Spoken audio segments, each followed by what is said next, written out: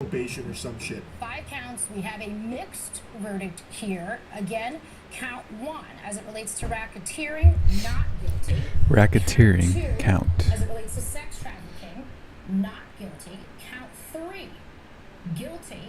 Count 4, not guilty. Count 5, Prostitution, guilty. conspiracy. Those 2 counts he was found guilty on, that was like Weenie Hut Jr. level charges compared to the rest, and it's something the defense, I imagine, was extremely pleased to have been found guilty on versus the rest. They were so happy, in fact, that reportedly P. Diddy even stood up and started clapping. Literally like a Tumblr fanfic. He stood up, started clapping, and then like his friends and family erupted into applause. What the? The judge is considering what bail should be, and we move on to the next stage, which will be the sentencing for these 2 charges, which carry a maximum of 10 years each. He's not going to be seeing the maximum. He probably won't even be seeing the minimum. They might just let him walk away with being forced to play League of Legends solo queue for like 2 months or something, and that'll be his punishment. It is such a fucking joke what just happened here. I actually still can't believe it. It is sickening. So I truly wouldn't be surprised if he just fully walks free from this, and I guess we can expect the grand reopening of Puffy. What do you guys think in the comments? I don't know much about this. I don't follow along with the news. This is Overboard Unbiased News, also Clueless News, Episode 1. It's still just so fucking unbelievable to me. I thought this was dead to rights. Not only because of the overwhelming evidence, but also his team wasn't exactly a cohesive unit. Like, not that long ago, one of his big lawyers quit, saying he could no longer, under any circumstances, represent him, serve as a member of his council. And somehow, they were still able to sneak a win out from between P. Diddy's greased butt cheeks here. I don't know, did they promise, like, freak-off invitations to the jury? I have no clue. I don't get it. I really, truly do not understand how this just happened. It's a mixed verdict, but it is a stunning victory for the defense. The What up, chat? These charges, these were the easiest for prosecutors to prove, the lowest hanging fruit. Merely required showing that state lines were crossed for the purpose to engage in prostitution. We saw a lot of evidence on these charges. Did not have that element, Laura, of force, fraud, or coercion. And this carries the lightest sentence of these charges. It is a maximum of 10 years. And keep in mind, when you're talking about maximums aren't the rule, they are the exception. They're for the most exceptional and severe cases. So now you're talking about a sentence that's potentially in the lower range with time served because he's been behind bars. Yeah, again, he's definitely not seeing the maximum penalty for those charges. Do we have anybody in the chat? Type 1 if you're in the chat. And of course, I haven't passed the bar, so this is just fucking Neanderthal spitballing. My guess would be the way the time served behind bars throughout this case as like you've learned your lesson, wiggle their finger, don't do it again, give them some really light punishment, very, very light sentencing. And then when he's out on bail or full-blown walks free, I imagine baby oil will go extinct. And I predict that there will be a freak-off the likes of which the cosmos has never seen. It'll be filled with so much degeneracy that it will give birth to Slanesh in the warp. In real life. It's going to be a Warhammer 40k event. It's just so fucking despicable, man. It really is. The fact that these sex trafficking charges, specifically with respect to Cassie Ventura, means that the jury was convinced by the defense, at least with respect to reasonable doubt, that the commercial sex, i.e. the freak-offs, were not connected to some of this violence, that there was not that force, fraud, or coercion element. That is, by far, from a penalty perspective, the most serious. It carried a 15-year minimum. So that is a huge distinction. Really feels like if you've got enough money, somehow a lot of those very serious, very well-documented things just never really seem to stick in court for some reason. It's so weird how that works. It's so odd how we see that happen so many times. I don't know. Something seems a bit fishy there. From everything I've seen from a couple of lawyers discussing it, the big thing here seems that the RICO charges weren't conveyed well enough for the jury to understand. Anyone in the chat, guys? Type 1 if you're in the chat. Say what's up. This is the first Overboard Clueless News, we're going to call it. An uphill battle. obviously I don't understand all the nuance to how that shit works in court, like how it all shakes down the fucking Rube Goldberg machine that is arguing RICO charges. I'm not Saul Goodman. But outside of that, the lawyers also expressed how stunned they were that he was found not guilty on the sex trafficking by force and coercion. It seems like, at least from the lawyers that I've read and watched from, they were also very surprised that somehow the jury wasn't convinced on those. That one really did seem like a pretty big slam dunk in the case. Like, at least most sane human beings would think so, but somehow it didn't stick. Somehow it didn't shake out that way. To be found not guilty on those is baffling. Actually baffling. And I went to a live stream where some lawyers were talking, and reading the chat,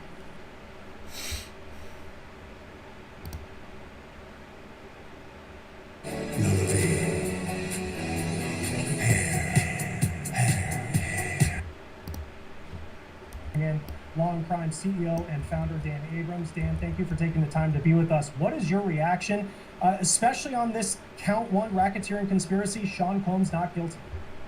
Look, this is a win for Sean Combs. This is a big victory. No matter how you look at this case, there was almost no chance he was going to be acquitted of the transportation for the purposes of prostitution counts. Now, when you looked at all the evidence, all the records, all the documents with regard to those counts, it was hard to imagine how he would have been acquitted of those charges. The fact that he was acquitted of all of the most serious charges is a big win. And let's talk for a moment about the racketeering charge. What, yesterday they were so incapable of reaching a unanimous verdict. They said that people, I forget the exact wording about the language that they used to talk about the divide on the jury, and then they come in and within an hour they've got a unanimous verdict on it. It just shows you that judges sending the jurors back can work. Jurors will tell the judge, we're hopelessly deadlocked. The judge will say, go back. Well, in this case, it was pretty easy. But look, headline is, this is a big win for Sean Combs. Absolutely. Unpersuadable is what they said yesterday in the 4-5.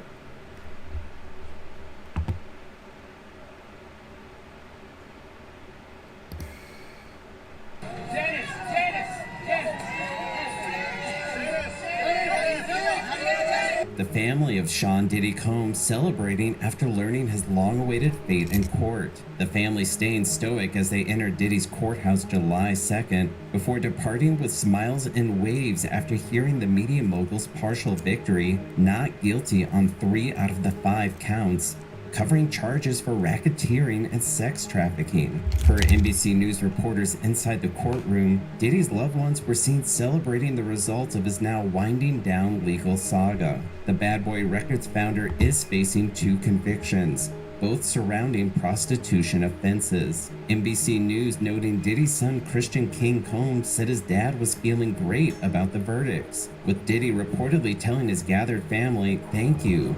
Love you." Chance Combs spotted seemingly wiping away tears alongside her grandma, who gave a thumbs up to the media frenzy outside the Manhattan courthouse, following weeks of putting up a united front for Diddy, who maintained his innocence across all charges in the wake of his arrest in September 2024.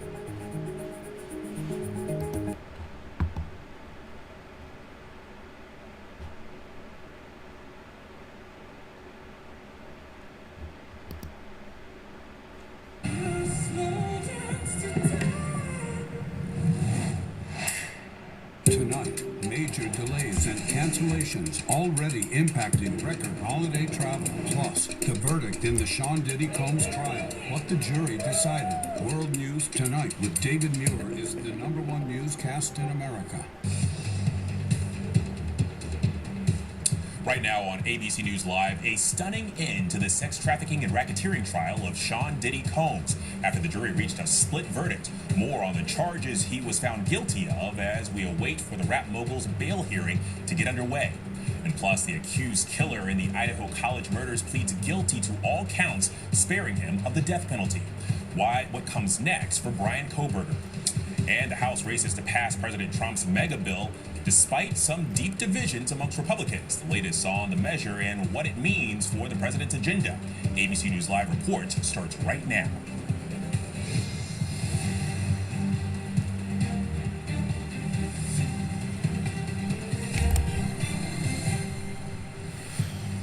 Good afternoon, I'm Alex Merchet in our nation's capital, and we begin with breaking news. Right now, we are awaiting the bail hearing of Sean Combs to get underway. And if the judge grants his release, Combs is likely to get out of jail later today. The government is seeking to keep him in custody until his sentencing. And all of this comes after the jury reached a split verdict earlier today, finding him guilty of 2 counts of transportation to engage in prostitution in connection with his ex-girlfriend, Cassie.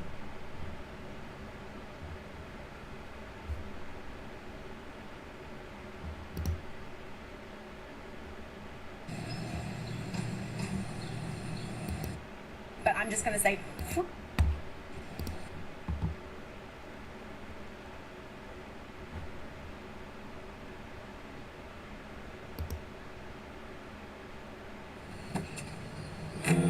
You like that, Enzo? I see you barking, boy. I got you 3 in a row. And we're Daddy! Yes, sir! I see you! any 4th of July sales today? Oh yeah, we got.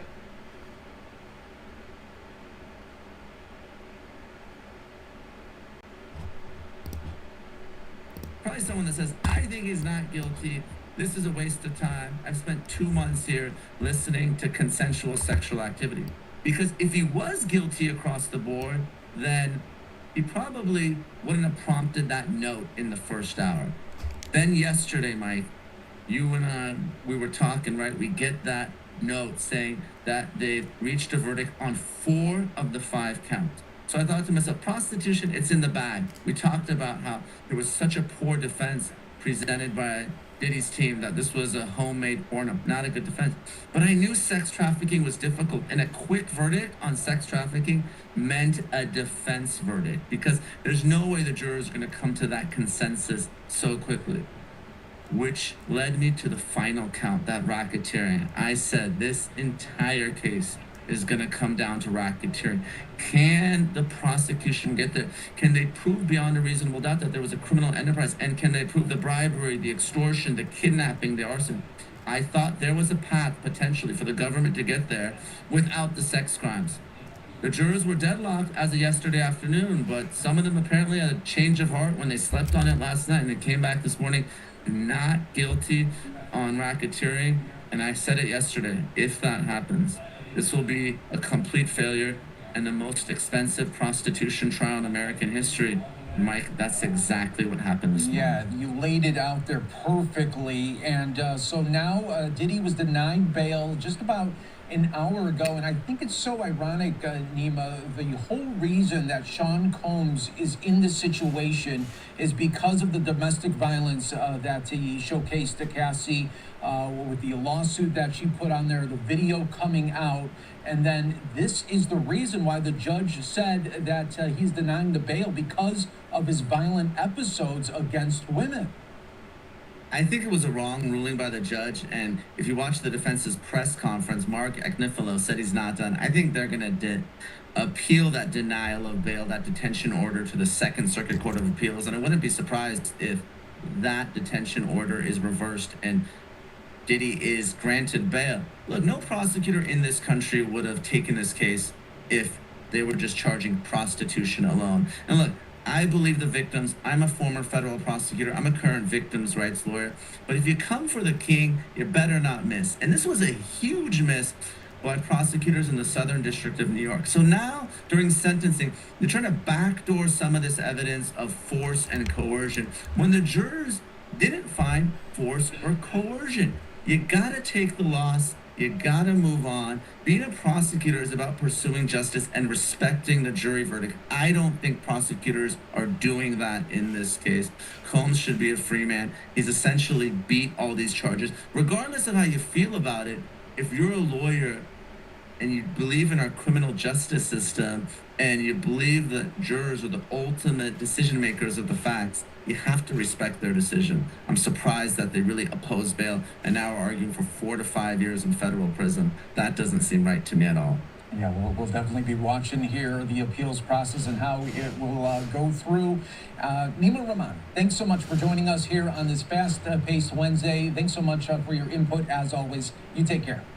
Thanks, Mike. Great talking to you, as always. You as well. All right, everyone, we will take another 2-minute break on Live Now. We'll be back here in moments.